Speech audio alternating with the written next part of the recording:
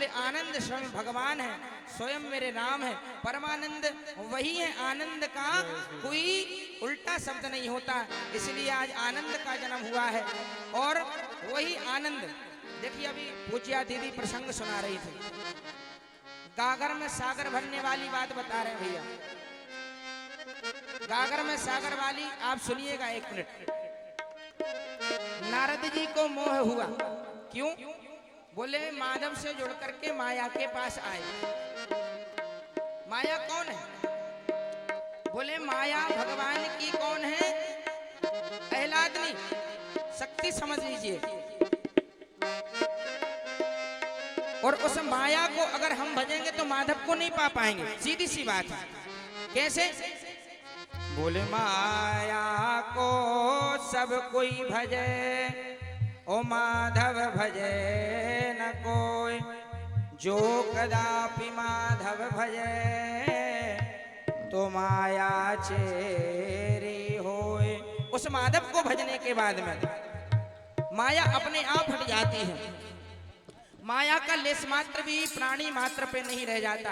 इसलिए मेरे भाई आनंद सिंधु, उस सिंधु की अगर एक बिंदु भी प्राणी को मात्र को प्राप्त हो जाए तो उसका कहते हैं जीवन पाप ताप संताप सब दूर हो जाते हैं और वो भगवान की प्राप्ति करता है। बंधुओं, माला से जो जुड़ जाएगा वो नंदलाला से जुड़ जाएगा।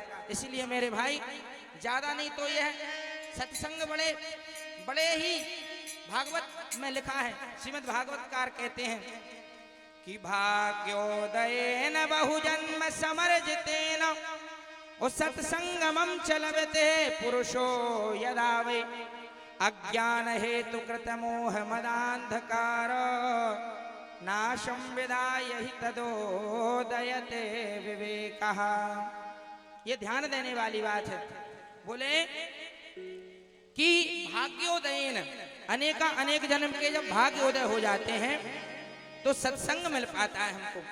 सत माने परमात्मा, मैं बार बार यही बात कहता हूँ। सत मतलब राम जी, सत मतलब घनश्याम जी। बोले भाग्योदय होते हैं जब सत्संग मिलता है। और कैसे? बोले बहुजन्म समर्जितेन, एक जन्म नहीं, बोले अनेक जन्मों के पुण्य जब जीवन में एकत्रित हो जाए तब जाकर के हमको सत्संग मिलता है। बोलिए भक्त वत्सल भगवान की जय। हाँ भैया, देखिए भीषण गर्मी का प्रभाव तो दिख ही रहा है आप सब लोगों को। इसीलिए ये हमारे समिति के सदस्य ये कूलर वगैरह जो है चालू करवाएं, पंखा। हाँ, तो निवेदन कर रहा था मैं आपसे, संगीत हमारा सेट हो गया। आइए आनंद सिंधु का स्मरण करते हुए वाणी को विराम देंगे। महाराज श्री विराजमान है। बोलिए राजा रामचंद्र भगवान की ओ राजा राम राजा राम राजा राम राजा राम। सभी लोग ऐसे नहीं भैया, जोर से बोलना पड़ेगा तालियों के साथ। हो राजा राम राजा राम राजा राम राजा राम राजा राम राजा राम राजा राम राजा राम। अरे भैया एकादशी नहीं है यार, आज एकादशी नहीं है तो अच्छे से जम के बोलो आप। सब नर्मदा खंडी है और कहते हैं 100 दंडी एक नर्मदा खंडी। जम करके तालियों के साथ हो राजा राम राजा राम राजा राम राजा राम राजा राम राजा राम राजा राम राजा राम। अरे डूब जाएंगे वो दिल वाले, डूब जाएंगे खोजने वाले, डूब जाएंगे वो दिल वाले जिनमें नहीं है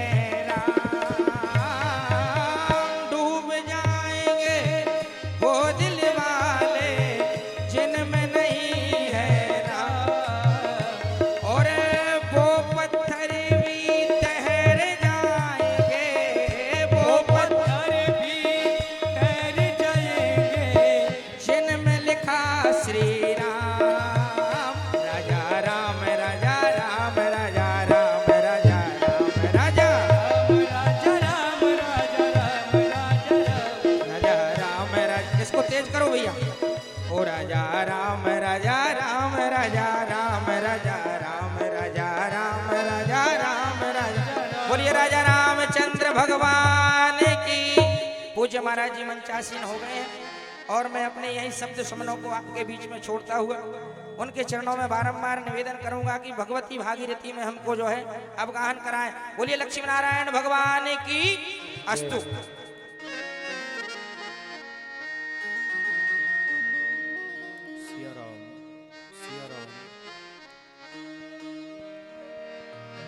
प्रेम से बोली लक्ष्मी नारायण भगवान की।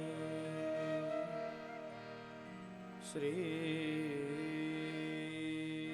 सीता रामचंद्र भगवान की जय। श्री हनुमान जी महाराज की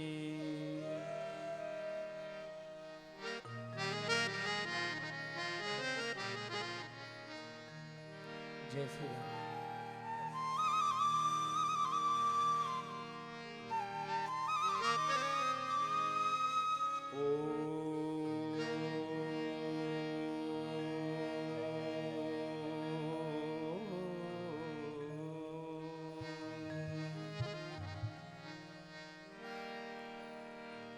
नमः परमहंसास्वादितचरणकमल चिन्मकरन्दाय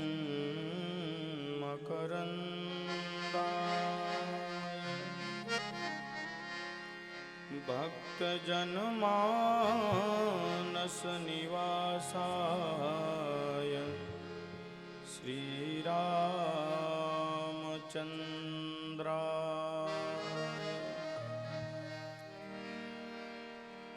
लेत सदा सुधि दीन की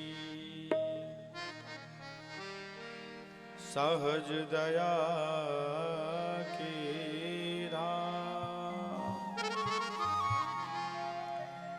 जननी जनक हरि नारायण के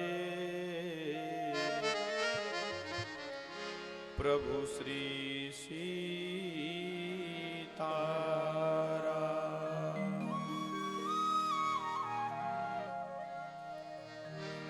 अपने अपने घरन की सब काहूं को पीर तुम्हें पीर सब घरन की धन्य धन्य रघुवीर आइए आइए हनुमंत विराजिए कथा होत इतिहास तुम हो श्रोता कथा के मैं चरणन को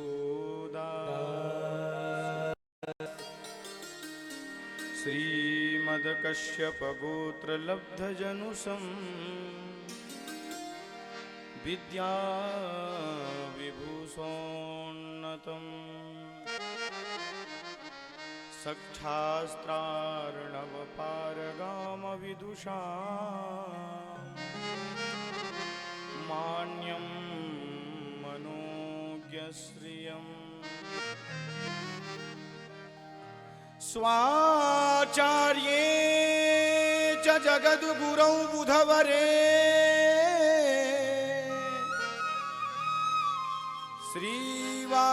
श्रीवासुदेवे रतम् वन्दे वन्द्य जगद्गुरुं मुनिवरम् श्रीराघवार्यं गुरुं। प्रेम से बोली भक्तवत्सल भगवान की जय। देखिए अभी आचार्य जी जिस किसी सज्जन का देखिए ये OV10 V10 1282 ये सेलफोन गुम गया है, तो मंच से आकर के ले जाएं। जिस किसी महानुभाव का हो वो आए और अपना ये मोबाइल ले जाए। महाराज श्री प्रेम से बोले भक्त वत्सल भगवान की जय हो। आइए हम भगवान के गुणानुवाद को श्रवण करें। उसके पूर्व 2 बार भगवान नाम संकीर्तन, फिर जैसे हमारे रघुनाथ जी की कृपा होगी हम लोग कथा में प्रवेश करेंगे। सीताराम सीताराम सीताराम कहिए, सीताराम सीताराम सीताराम कहिए, सीताराम सीताराम सीताराम कहिए, सीताराम सीताराम सीताराम कहिए, सीताराम सीताराम सीताराम कहिए, सीताराम सीताराम कहिए, सीताराम सीताराम सीताराम कहिए, सीताराम सीताराम कहिए, चाहे विधि रखिए, दोनों हाथ ऊपर करके प्रेम से विधि रखिए, चाहे विधि रखिए, विधि रखिए, सीताराम सीताराम सीताराम कहिए, सीताराम सीताराम सीताराम कहिए। श्री हरे।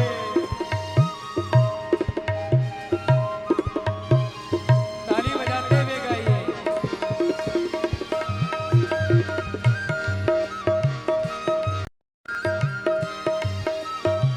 श्री आनंद सिंधु की जय हो।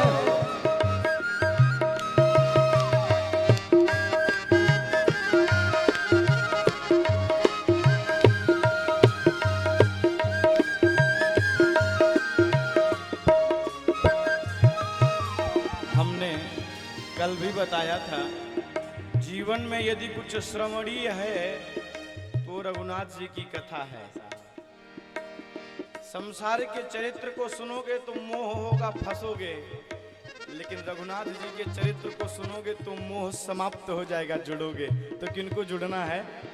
ये जुड़ने का संसाधन ताली है। प्रेम से सीताराम सीताराम सीताराम सीताराम सीताराम सीताराम सीताराम सीताराम सीताराम सीताराम कहिए, सीताराम सीताराम सीताराम कहिए, बोलो राम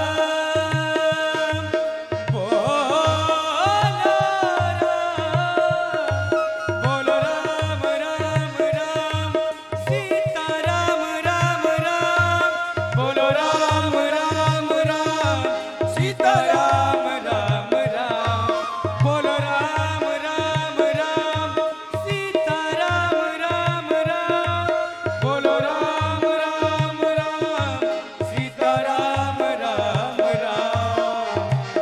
मुख में हो राम नाम, राम सेवा हाथ में, मुख में हो राम नाम, राम सेवा हाथ में, मुख में हो राम नाम, राम सेवा हाथ में, मुख में हो राम नाम राम सेवा हाथ में, बोलो राम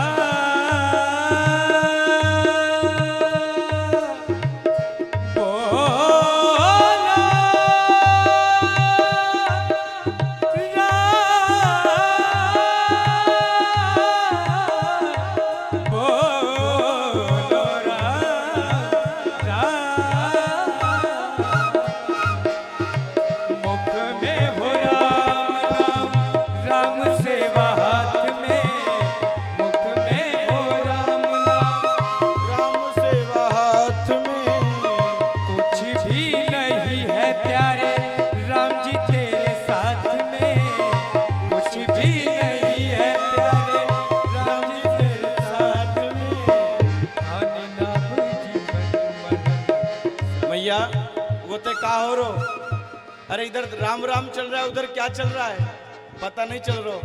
दोनों हाथ ऊपर करें ने प्रेम से ऐसे। अरे राम नाम जप करो, यही सत्य है और यही सार्थक है। दोनों हाथ ऊपर करें।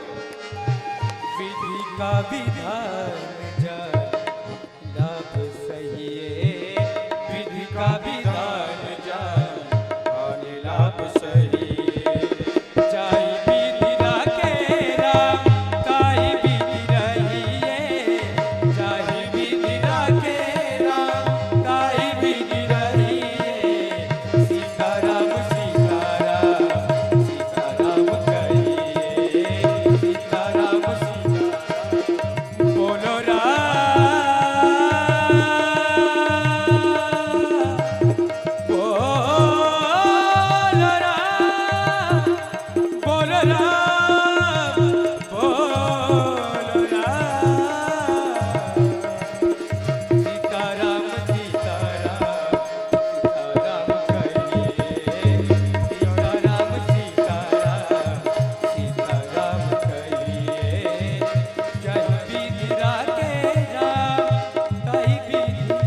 अच्छा भगवान का कौन कौन दर्शन करना चाहता है? जो चाहते हैं दोनों हाथ ऊपर करें। जिसको परमात्मा ने हाथ दिया है वो हाथ ऊपर करें। अरे अभी जन्मोत्सव हुआ है साहब, ऐसे प्रेम से।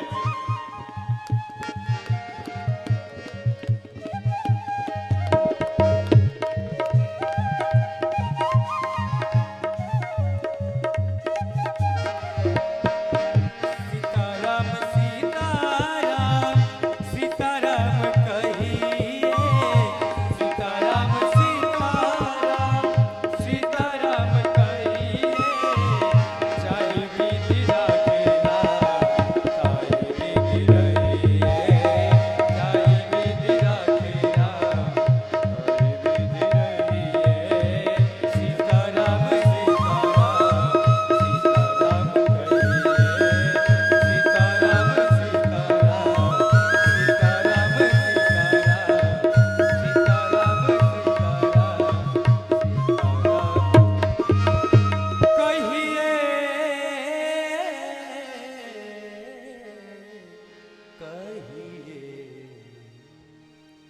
अनंत कोटि ब्रह्मांडाधिनायक अकारण करुणा वरुणालय सर्वेश्वरेश्वर सर्वांतर्यामी कर्तुम अकर्तुम अन्यथा कर्तुम सर्वसमर्थ मर्यादा पुरुषोत्तम प्रभु श्री सीतारामचंद्र जी भगवती विदेहजा जनकात्मजा जनक तनया माँ सुनैना की आंखों की पुतलिका भगवती माँ जानकी को प्रणाम। अनंत बलवंत श्री हनुमान जी महाराज को प्रणाम। और जिनकी पावन सन्निधि में यह दिव्य कार्यक्रम चल रहा है ऐसे लक्ष्मी नारायण भगवान को प्रणाम। जिनकी पावन गोद में बैठ करके हम लोग दो यज्ञ में सम्मिलित हो रहे हैं। एक तरफ ज्ञान यज्ञ है और एक तरफ कर्मकांड यज्ञ है। ऐसी मां नर्मदा की पावन धरा को प्रणाम करता हुआ यह दास सुदूर से आई हुई माँ सती, माँ सबरी, माँ अनसुईया के चरित्रों को चरितार्थ करने वाली हमारी पूजनीय समस्त मातृशक्ति एवं समस्त सुधी श्रोता बंधु, नन्हे मुन्ने बच्चों, मंच पर विराजमान आदरणीय आचार्य जी एवं समस्त ऋत्विज वृंद, बड़े सौभाग्य की बात है। उधर से वेद की प्रतिध्वनि सुनाई दे रही है और जो समस्त शास्त्रों का सार है वो यह इस मंच से आपको सुनाया जा रहा है। ऐसे तो यज्ञ में जो आचार्य होता ऋत्विजों के पद को स्वीकार किए हुए हैं, जो आचार्य हैं यज्ञ आचार्य के पद को विभूषित कर रहे हैं, ऐसे पूज्य आचार्य श्री प्रेमाचार्य जी महाराज को यह दास इस व्यासपीठ से प्रणाम करता है। समस्त ब्राह्मणों को प्रणाम करता है। जहाँ तक भी हमारी आवाज जा रही है सभी के हृदय में विराजमान प्रभु श्रीहरि को यह हरिनारायण प्रणाम निवेदित करता है। सिय राम माया सब जग जानी, सिया राम मैं सब जग जानी। सिय राम माया सब जग जानी। सिया राम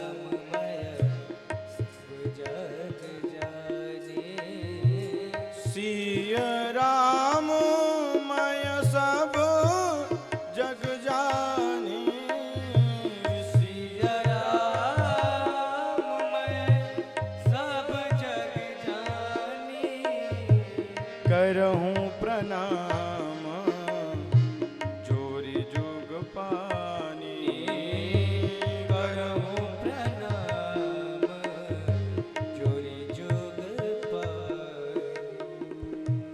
सिय राम मैं सब जग जानी, करहूं प्रणाम जोर जुग पानी।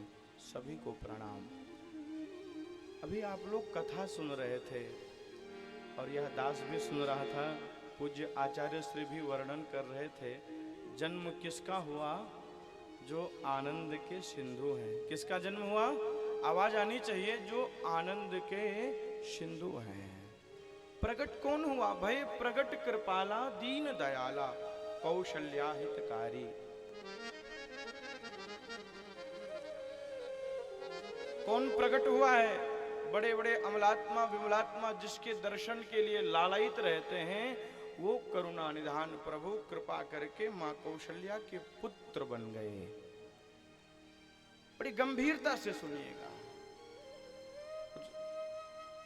कुछ माई लोग उधर हताई कर रही हैं। नेक मेरी बात को गौर से सुनना, नहीं तो आपका मन कहीं और रहेगा तो कथा तो होगी लेकिन समझ में नहीं आएगा। प्रेम से सुनना। अब मैं बैठ गया हूं और मैं नहीं हूं, आपका बेटा बैठा है। मैंने कल ही बताया था।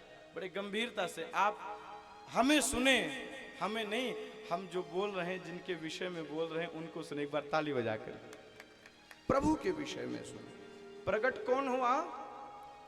जो जगत नियंता है, जो जगदाधार है। आचार्य जी भागवत जी में श्री भगवान ब्रह्मा से कहते हैं, अहमेवा समेवाग्रे नान्यद यद सदसत परम।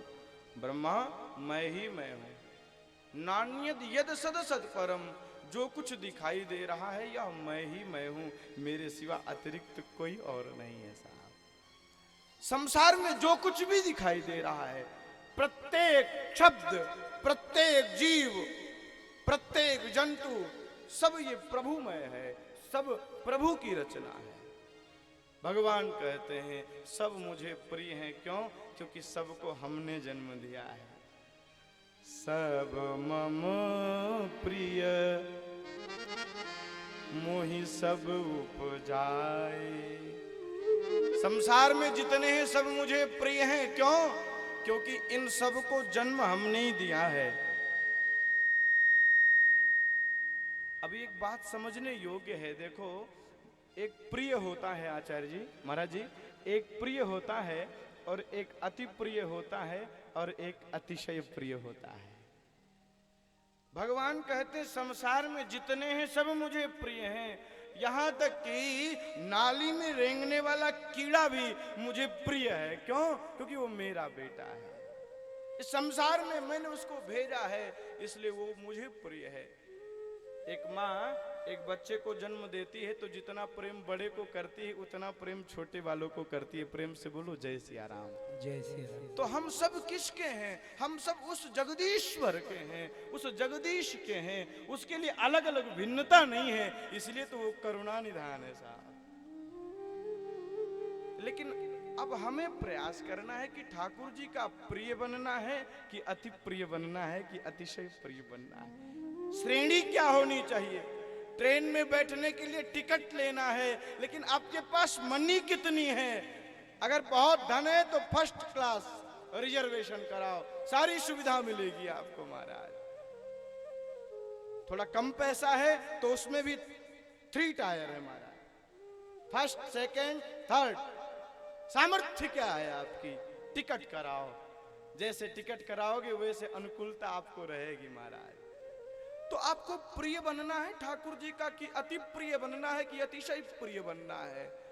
प्रिय रहोगे महाराज तो ट्रेन में टिकट तो महाराज कई प्रकार का है, लेकिन जो सुविधा एयर कंडीशन की है, जो फर्स्ट एसी की सुविधा है, वो आपको नहीं मिलेगी प्रिय में। क्यों? क्योंकि ये जनरल वार्ड हो गया साहब, यहाँ तो सब बैठे हुए हैं।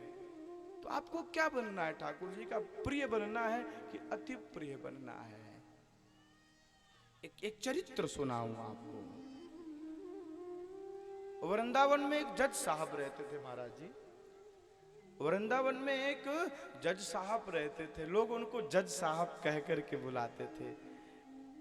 ठाकुर जी के अति प्रिय भक्त हैं साहब।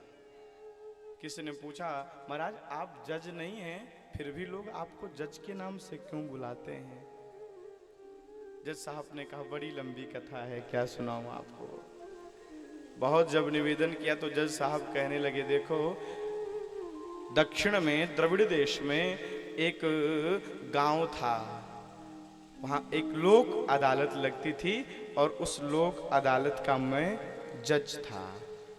एक दिन ऐसी घटना मेरे सामने आई कि मैं अपने पद को इस्तीफा दे दिया। अब पूरा चरित्र सुना रहे, बड़ी गंभीरता से सुनना, प्रेम से बोलो जय सिया राम। जय सिया राम। जज साहब कहने लगे, एक आदमी था जिसका नाम भोला था। देखिए हम दिखावा तो भोलापन का करते हैं, लेकिन अंदर से भोले नहीं है साहब। भगवान कहते हैं तुम जैसे अंदर हो वैसे ही बाहर रहो। क्यों?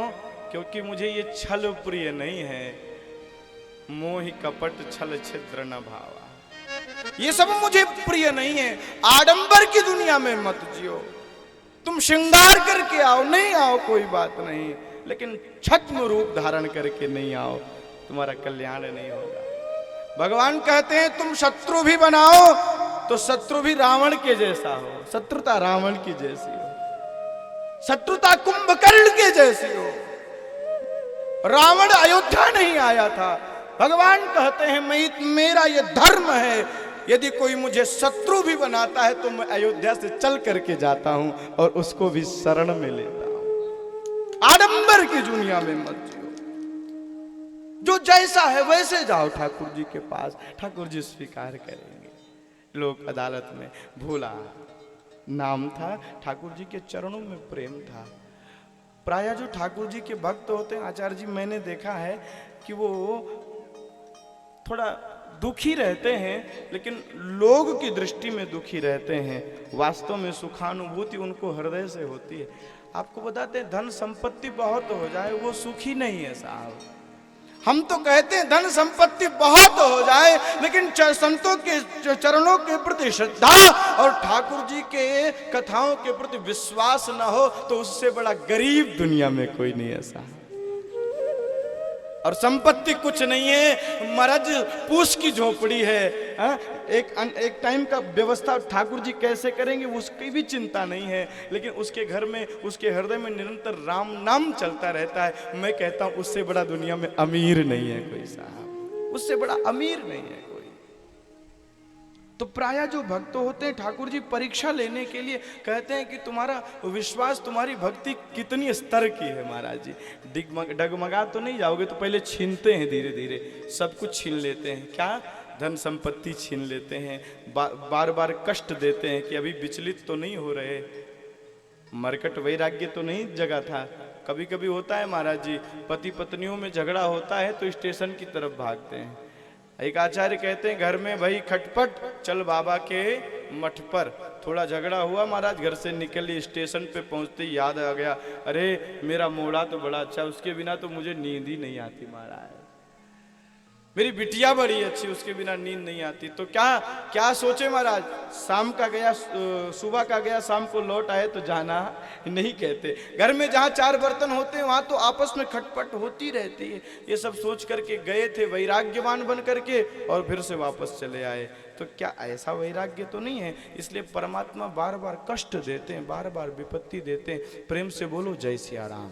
जय सिया राम। भोला के पास महाराज धन नहीं था, बिटियां थी, बेटियां थी, बच्चे छोटे छोटे थे और बेटी विवाह के योग्य हो गई थी। एक दिन हुआ कि बेटियां का विवाह कर दिया जाए, धन नहीं था। आज तो महाराज विवाह करने की बड़ी दिक्कत है महाराज, धन नहीं था। क्योंकि महाराज कोई बच्चे को डॉक्टर बना लेता है तो कहता है मेरा बेटा डॉक्टर है, इतना पैसा लगा है, इतना दोगे तभी मैं विवाह करूंगा। ये बड़ी दिक्कत चल रही है। परेशान थे, छोटे छोटे बच्चे आए और बच्चों ने कहा महाराज जी, पिताजी चिंता मत करो, आप उधार ले लो। कभी कभी नहीं होता तो हम किसी से ले लेते हैं। और प्रायः में बड़े बड़े बाप, बड़े बड़ी खानदान वाले महाराज बेटी के विवाह में कुछ ना कुछ कर्जा हो ही जाते हैं साहब। बच्चों ने कहा थोड़ा ले लो और बाद में हम सब वापस कर देंगे। भोला गया सेठ जी से पैसा लेकर के आया, बच्ची का विवाह कर दिया। अब एक खर्चा था वो समाप्त हो गया। बच्चे तो महाराज अपने आप अपनी जिंदगी जी लेंगे। वास्तव में यदि कष्ट होता है तो बच्चियों का कष्ट होता है। माँ बाप अपने बच्चियों के लिए परेशान रहते हैं। विवाह हो गया तो गांव में एक रघुनाथ जी का मंदिर था। आचार्य जी रघुनाथ जी के मंदिर में रहने लगे। क्या कहते हैं, प्रभु जी नान्यम जाने नहीं वो जाने न जाने, मैं तो आपके आश्रय में हूं और आपकी कृपा से सब काम हो रहा है। मीरा आपकी कृपा से सब काम हो रहा है। मेरा आपकी कृपा से सब काम हो रहा है। मीरा आपकी कृपा से सब काम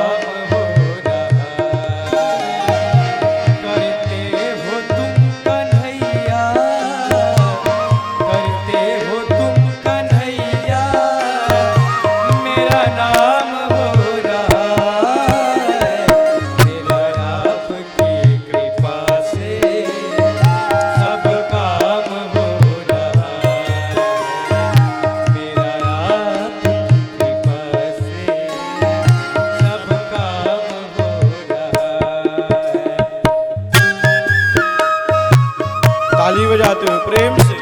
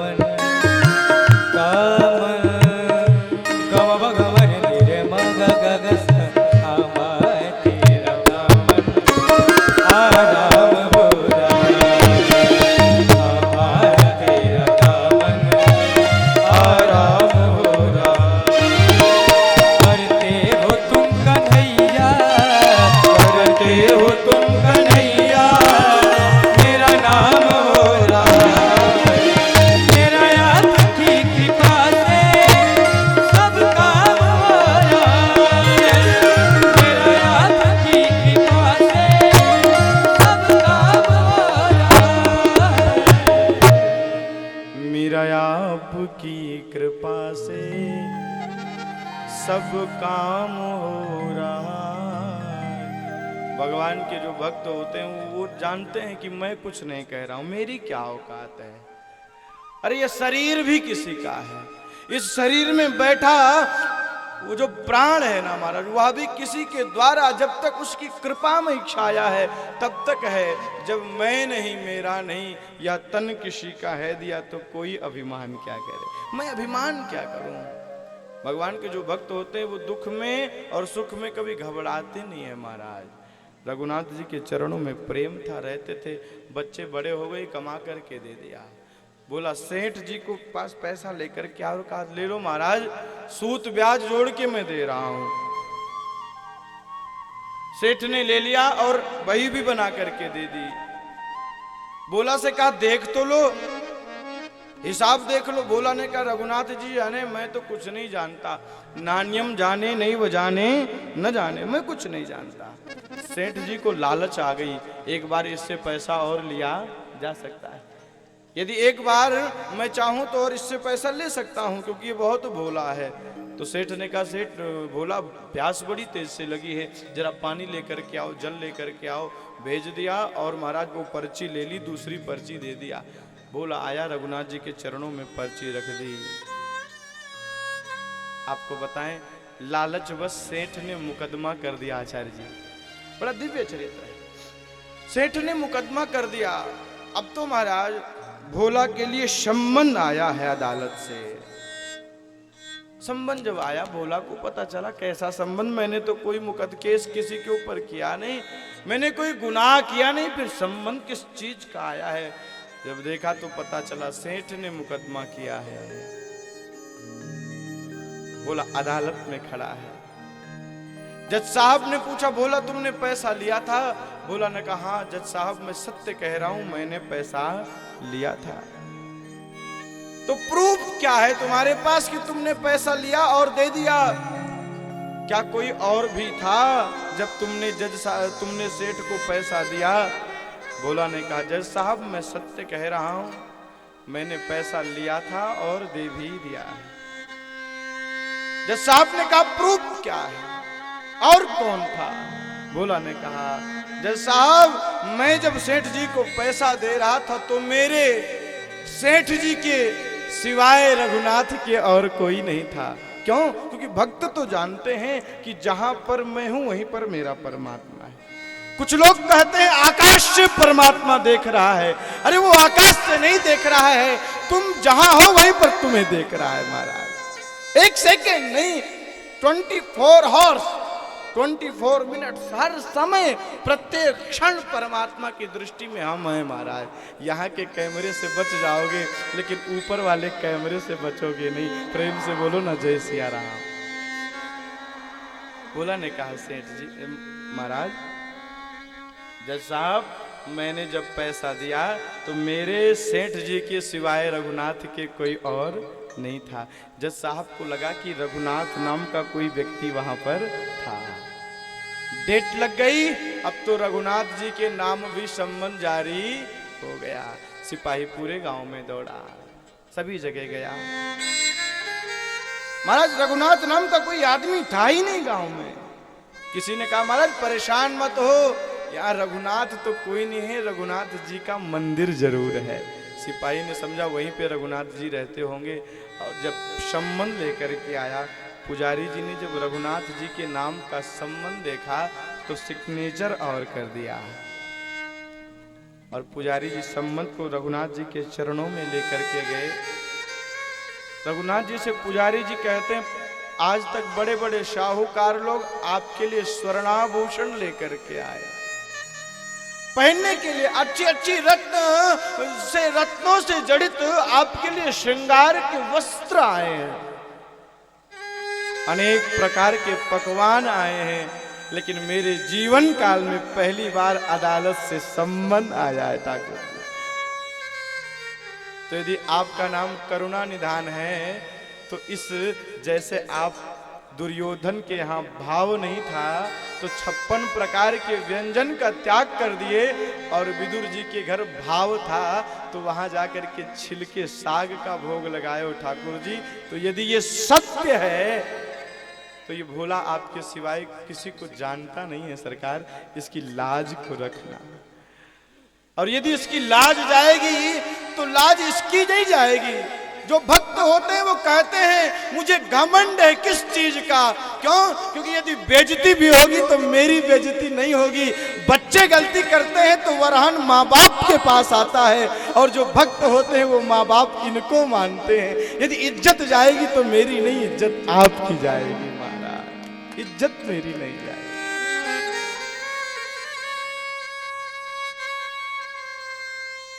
यदि प्रभु मनमानी करोगे, नहीं शरणागत पीर हरोगे, हाँ? होगा बिरद बदनाम, फिकर फिर क्या करना। तो इसमें हमारा कुछ नहीं जाएगा, आपका वृंदावन बदनाम होगा, आपकी अयोध्या बदनाम हो जाएगी, हमारा कुछ नहीं जाएगा। भोला का कुछ नहीं बिगड़ेगा, नाक आपकी कटेगी रघुनाथ जी, क्योंकि ये आपके सिवाय किसी और को नहीं जानता। अब यहां पर मैं बड़ी अच्छी बात बताने जा रहा हूं, बड़े ध्यान से सुनना। हम पूजा भी करते हैं, हम यज्ञ में भी जाते हैं, हम कथा में भी जाते हैं, लेकिन हम अनेक अनेक भावनाओं को लेकर के जाते हैं, अनेक अनेक मन में इच्छा को लेकर के जाते हैं, इसीलिए हमारा कल्याण नहीं होता साहब। हम मांगने के लिए जाते हैं, याचना करने के लिए जाते हैं महाराज। मंदिर में जाते हैं महाराज जी, हमने कईयों को देखा है, मंदिर में जाते हैं, ठाकुर जी के पास ले लिया 11 रुपए का नारियल और माला ले लिया, उसके बाद भगवान के पास जाते तो नेत्र बंद करते हैं। बताओ, मंदिर में जाते हैं लोग ठाकुर जी का दर्शन करने के लिए और मंदिर में पहुंच करके नेत्र बंद करते हैं। हमने किसी से पूछ लिया, महाराज मंदिर में आने के बाद नेत्र क्यों बंद किया? तो कहते हैं नेत्र बंद करके मांगते हैं। क्या मांगते हो? बच्चे डॉक्टर बन जाएं, बच्चे इंजीनियर बन जाएं। अरे उसके सामने खड़े हो जो पूरे विश्व का भरण पोषण करता है साहब।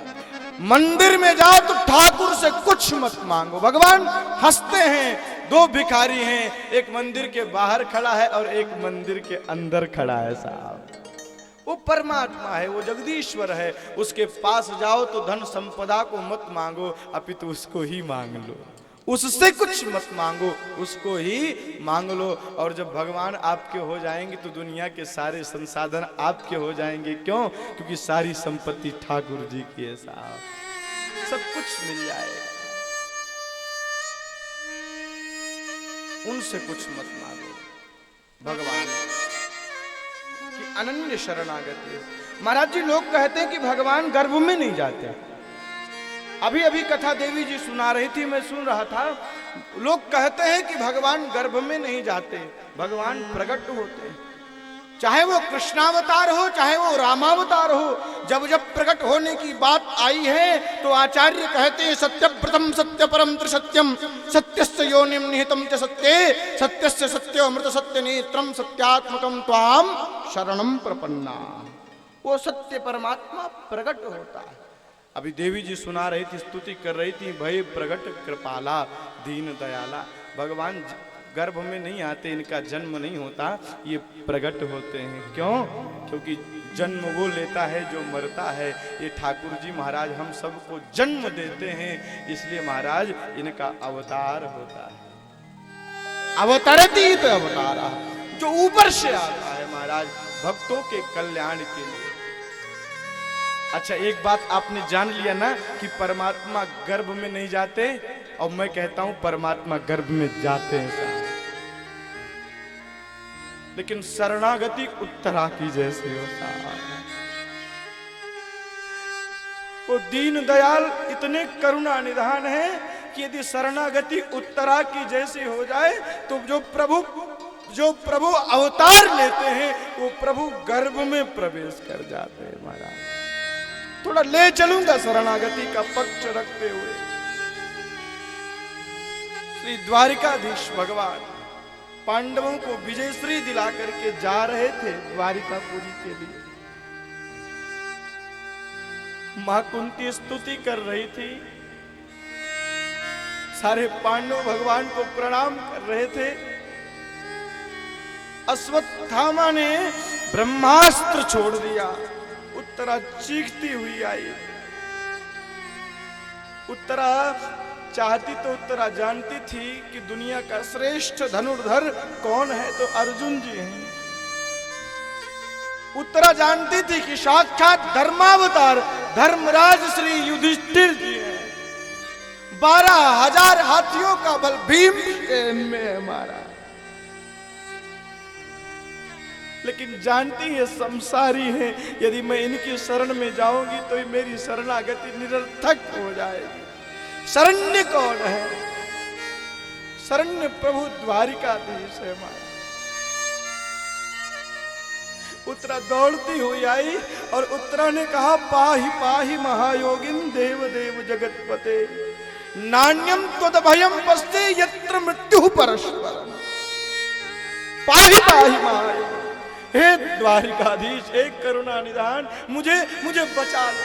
मुझे अपना डर नहीं है कि मैं मर जाऊंगी। क्यों? क्योंकि एक स्त्री का यदि सुहाग छिन जाए उसी दिन वो मर जाती है। मुझे अपने बच्चे का डर है, मेरे जो गोद में पल रहा है। हे जगदीश्वर, आपके सिवा मुझे कोई दिखाई नहीं दे रहा है। ये पांडव भी मेरी रक्षा करने में समर्थ नहीं है। हे द्वारिकाधीश, एक करुणा निधान, यत्र मृत्यु परस्परम, इस जाज्वल्यमान बाण से मेरी रक्षा करो। भगवान कहते हैं अनन्यास चिंतयन्तो माम ये जनाः पर्युपासते तेषां नित्याभियुक्तानां योगक्षेमं वहाम्यहम्। इस प्रकार से जो कोई शरणागति करता है तो भले में गर्भ में नहीं जाता, लेकिन उत्तरा के जैसी कोई भक्ति मां आ जाए तो उसके गर्भ में मैं प्रवेश कर जाता हूं। देखते देखते ठाकुर जी गर्भ में प्रवेश कर गए। वो सुख कौशल्या को भी नहीं प्राप्त हुआ, वो सुख मां देवकी को भी नहीं प्राप्त हुआ। मां कौशल्या ने तो केवल भगवान मर्यादा पुरुषोत्तम राम को जन्म दिया है, लेकिन धन्य है उत्तरा, इसने अपने गर्भ में भक्त और भगवान दोनों को बसाया। ऐसा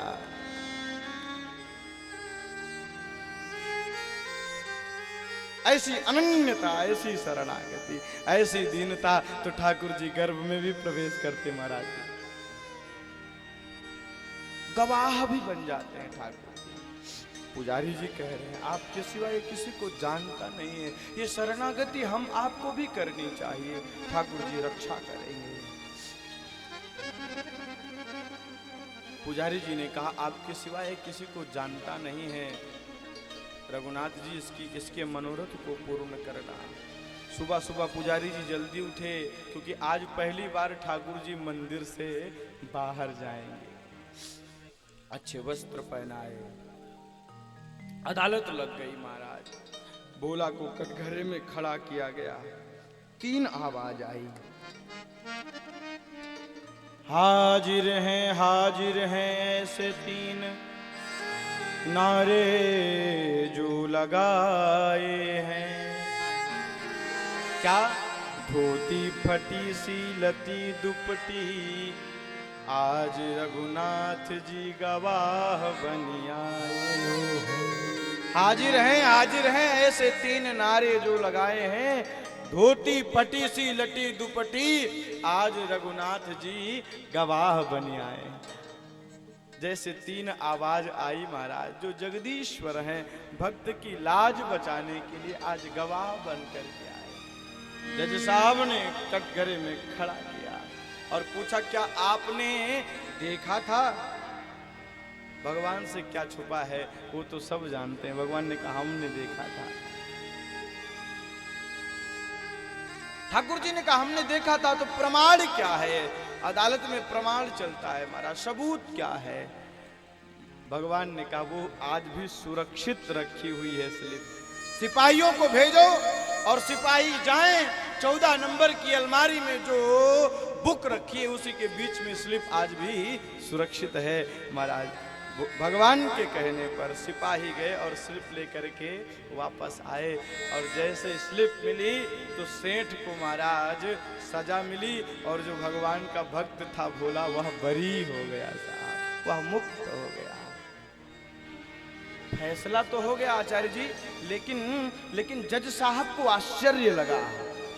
इतने जीवन काल में इतने बड़े बड़े मुकदमे देखे, लेकिन 1-2 पेशी में ही मुकदमा फाइनल हो जाए, ऐसा मुकदमा तो पहली बार हमने देखा है।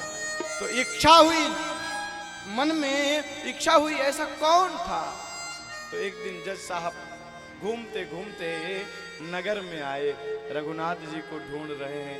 किसी ने कहा जज साहब यहाँ रघुनाथ जी नहीं है। हाँ, रघुनाथ जी का मंदिर जरूर है। जज साहब मंदिर में आए और मैया आपको बताएं, पुजारी जी से कहने लगे रघुनाथ जी कहाँ हैं? पुजारी जी ने कहा मंदिर में है। जज साहब को लग रहा था वो होंगे जो मंदिर को बनवाए होंगे।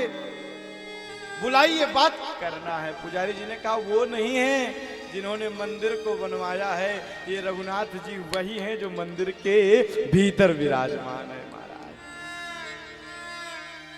जज साहब को जैसे पता चला ये वही हैं जो मंदिर के भीतर विराजमान है, आहा, नेत्रों से अश्रु प्रवाहित होने लगे, मैया आंसू गिरने लगा।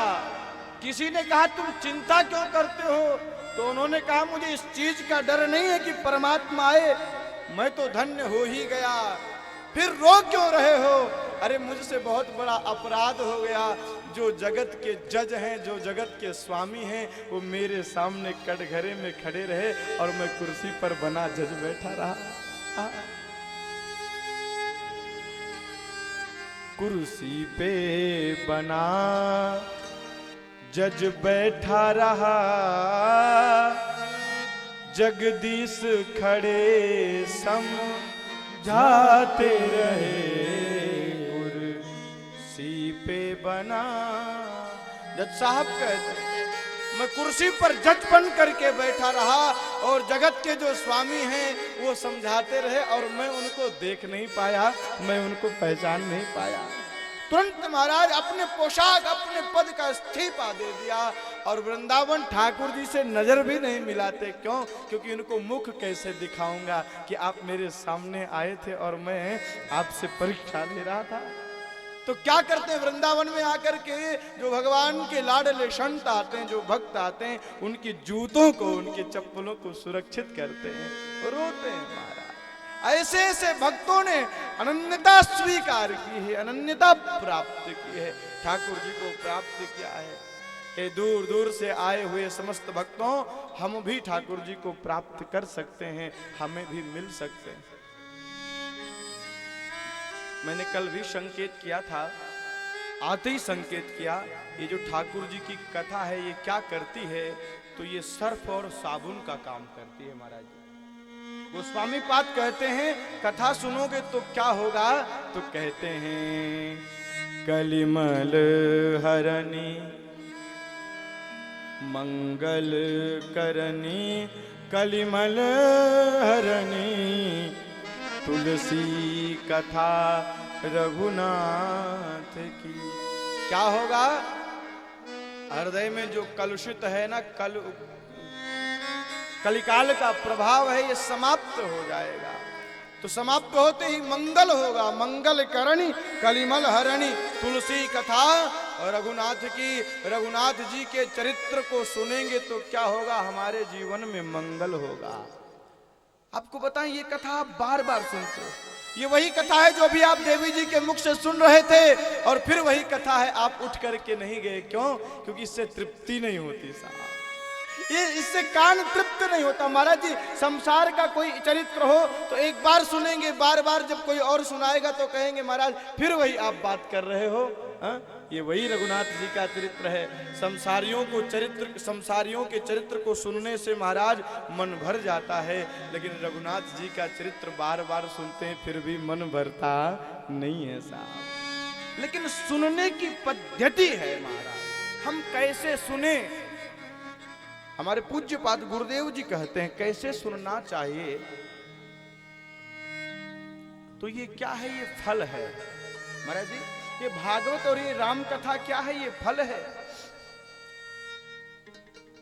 तो किसी ने कहा महाराज फल को तो पिया जाता है, फल को तो पिया जाता है, चूसा जाता है, जैसे आम हो गया महाराज जी, गन्ने का रस हो गया, इत्यादि जो है, मौसमी, अनार। तो कहा महाराज फल तो पिया जाता है, चूसा जाता है, लेकिन ये ऐसा दिव्य फल है जिसमें ना गुठली है ना छिलका है। इसको पियो, कब तक पियो?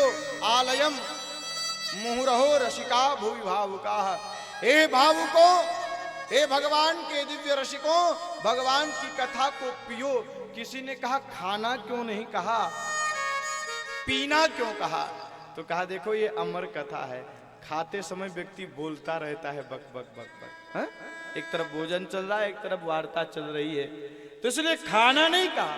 खाते समय तो व्यक्ति बोलता रहता है, प्रपंच करता रहता है, लेकिन ये दिव्य अमर कथा है, इसमें बोलना नहीं कहा, इसको पीने के लिए कहा है। क्यों? क्योंकि खाते समय महाराज जी तो लोग बोलते हैं, लेकिन पीते समय कोई व्यक्ति बोलता नहीं। आपने देखा होगा कोई जल पिए तो जल पीते समय व्यक्ति बोल नहीं पाता जब तक जल अंदर जाता है। क्यों? क्योंकि यदि वो बोलेगा तो मुख से जाएगा तो, लेकिन नाक से बाहर निकलने लगेगा। इसलिए हे ऋषिकों, भगवान की दिव्य कथा में बैठो तो इसको कान से, कर्ण से पियो महाराज। क्यों पियो? क्योंकि पीते हैं एकाग्र होकर के, और ये राम कथा भी अमृत है, और इस अमृत का पान करो, इसको खाओ नहीं, एकाग्रचित्त होकर के पियो। यदि थोड़ा भी हृदय में जाएगा तो भव से पार हो जाओगे साहब, मुक्त हो जाओगे। ये रघुनाथ जी का चरित्र है महाराज। अच्छा, न्यूज़पेपर को पढ़ते हो ना आप? यहाँ बड़े बड़े सुधी श्रोता हैं, आप लोग हैं, न्यूज़पेपर को पढ़ते होंगे। अच्छा भैया एक बात बताओ, आज महाराज जी 5 तारीख है, 5 तारीख। अच्छा, अब तारीख है, आज का ही न्यूज़पेपर कल मिलेगा तो क्या करोगे आप? डेट सबसे पहले देखोगे और कहोगे ये कल का है न्यूज़पेपर, इसको मैं पढ़ चुका हूं। हैं? कल के न्यूज़पेपर को आप नहीं पढ़ते हैं, लेकिन ये राम जी का चरित्र है, ये ऐसा दिव्य चरित्र है कि इसको बार बार पढ़ते हैं महाराज जी, फिर भी मन को शांति नहीं होती। हमारा बड़ा सौभाग्य, एक बार ताली बजाएं महाराज। मैंने कल निवेदन किया था पूज्य आचार्य श्री को, महाराज जी के विषय में हम जितना कहें, मेरे पास शब्द नहीं है महाराज। महाराज जी आज बांसगहन के लोगों को उपदेश दे रहे थे यज्ञशाला में। महाराज जी कह रहे थे कि मेरे पास शब्द नहीं है कि आप लोगों ने बांसगहन को अयोध्या किस तरह से बताया है। तो जिस तरह महाराज जी संबोधन कर रहे थे कि मेरे पास शब्द नहीं है, उसी प्रकार महाराज जी हमारे भी शब्दकोश में आपके लिए शब्द नहीं है। एक बार फिर से ताली बजाओ इनके लिए। हम धन्य हैं कि ऐसे आचार्य महाराज जो वेद वेदांत को जानने वाला हो, ऐसे दिव्य आचार्य के द्वारा यज्ञ संपादित हो रहा है। थोड़ा मैं संकेत करना चाहता हूं, आचार्य कैसा होना चाहिए। पारस्कर ग्रह सूत्र में आचार्य कहते हैं, मंत्रहीन स्वरतो वर्णतो व मिथ्या प्रयुक्तो सवाग वज्रम यजमानस्य हिनस्ति यथेन्द्र शत्रु स्वरतो पराधा। आचार्य कैसा हो तो वो मंत्रहीन ना हो, मंत्रहीन स्वरतो वा वर्णतो वा, मंत्रहीन ना हो। वेद में स्वर है, उदात्त अनुदात्त स्वरित, 3 प्रमुख स्वर है महाराज। स्वर तो और है, लेकिन ये प्रमुख स्वर है। जो वेद पढ़ता है वो जानता है, उदात्त ऊपर से बीच में आता है, स्वरित बीच में आता है, उदात्त अनुदात्त इधर से इधर आता है। ये स्वर है महाराज वेद के। आचार्य कहते हैं मंत्रहीना स्वरतो वर्णतो वा। जो ब्राह्मण, मैं यहां निंदा नहीं कर रहा हूं, लेकिन ये आचार्य की बात है महाराज जी। किस आचार्य से पूजन करावें तो कहते हैं वो आचार्य श्रेष्ठ हो, मंत्रहीन ना हो, स्वर को जानने वाला हो। मंत्रहीना स्वरतो वर्णतो वा, वर्ण के विषय में जानने वाला हो। मंत्रहीना स्वरतो वर्णतो वा मिथ्या प्रयुक्त, तो झूठ ना बोले। क्योंकि यदि ऐसा होता है तो सवाग वज्रम यजमानस्य हिनस्ति, जैसे यज्ञ हो रहा था इंद्र के द्वारा, वृत्रासुर का उद्धार हो, लेकिन महाराज एक रकार नहीं हुआ तो क्या हो गया? इंद्र से मरने वाला दैत्य। महाराज तो मिथ्या प्रयोग तो ऐसा होता है। तो ऐसे जो बारीकी को जानने वाले हैं, ये जो यज्ञ कर्म कांड है महाराज, ये बहुत बड़ा है। लोगों को तो लगता है महाराज जी यज्ञ में बैठे खूब माल आ रहा है, कोई 500 दे रहा है, कोई 1000 दे रहा है। ये महाराज से पूछो, ये महाराज से पूछो कितना पापड़ बेला है इन्होंने। महाराज जी कह रहे थे कि 8 जनवरी को घर से निकले हैं और अभी तक घर नहीं गए। किसके लिए? आपके लिए साहब, संसार के लिए साहब। और ये बनने के पहले भी विद्यालय में महाराज जी ने वेद को पढ़ा है महाराज। कुशकंडिका जब कराते हैं महाराज, कुशकंडिका का प्रयोग उल्लिख्य उद्धृत्य महाराज इत्यादि वचनों को जब आचार्य कहते हैं महाराज, गौ दकेन उपलिप्य इत्यादि सूत्रों को जो जानता है, जो बारीकी को जानता है, ऐसे कुशल जो आचार्य हैं वो हमको प्राप्त हुए हैं महाराज। फिर से महाराज जी के इस व्यासपीठ से हम पूज्य महाराज श्री को प्रणाम करते हैं और हाथ जोड़ करके आपसे भी निवेदन यही करते हैं कि ऐसे कुशल आचार्य के नेतृत्व में यदि लक्ष्मी नारायण यज्ञ संपन्न होगा ना, तो निश्चित ही मेरे मन में आ रहा था कि इस धरा का जो बांस गहन नाम है ना, अब बांस गहन को हटाना चाहिए, अब लक्ष्मी नारायण धाम बनाना चाहिए इसको महाराज। अब वो धाम बन जाता है। ऐसे कुशल आचार्य प्रवर पूज्य महाराज श्री, ऐसे आचार्यों की सन्निधि में यदि हम रहते हैं तो हमें मार्गदर्शन मिलता है। मैं आपसे निवेदन कर रहा था, शरणागति पक्ष रख रहा था। भगवान इतने दयालु हैं कि महाराज कपट छोड़ करके यदि हम उनके शरण में जाते हैं तो मुझे स्वीकार करते हैं। भागवत में बड़ा दिव्य प्रसंग है, जिनके लिए महाराज जी अमलात्मा विमलात्मा ऋषि मुनीन्द्र व्याकुल रहते हैं, ऐसे द्वारिकाधीश प्रभु, ऐसे नंदनंदन अमरेंद्र नंदन यशोदानंदन कर्तुम कर्तुम अन्यथा कर्तुम सर्वसमर्थ जगदीश्वर गोपियों से मिलने के लिए व्याकुल हो रहे महाराज।